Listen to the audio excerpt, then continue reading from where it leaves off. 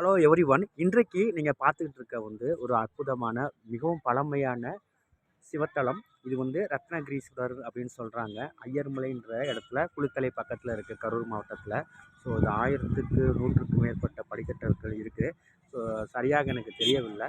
இது மிகவும் பழமையான சிவத்தலங்கள் மட்டும் இல்லாமல் தேவார பாடல்களால் பாடப்பட்டது. அகத்தியர் வணங்கியதாக சொல்றாங்க நண்பகல்ல. பெரும்பாலும் இந்த கோயிலுக்கு வருவதற்கு முன்னாடி குளித்தலை கடம்பவனேஸ்வரரையும், மதிய நேரத்தில் இந்த ரத்னகிரீஸ்வரரையும், மாலையில் பார்த்தீங்கன்னா திருயுங்கை மலை முசிறிக்கு பக்கத்தில் இருக்க கோயிலில் ஒரே நாளில் வணங்கினா சிறப்புன்ற மாதிரி ஒரு ஐதீகம் இருக்குது. ஸோ அது மாதிரி முன்பு ஒரு முறை நான் இதை வழிபாடு செய்து கொண்டு போயிருக்கிறேன். ஸோ இந்த கோயிலில் நிறைய நல்ல விஷயங்கள்லாம் இருக்குது. ஸோ இதோட படிக்கட்டுகள் பார்த்திங்கன்னா பயங்கரமாக செங்குத்தாக இருக்கும்.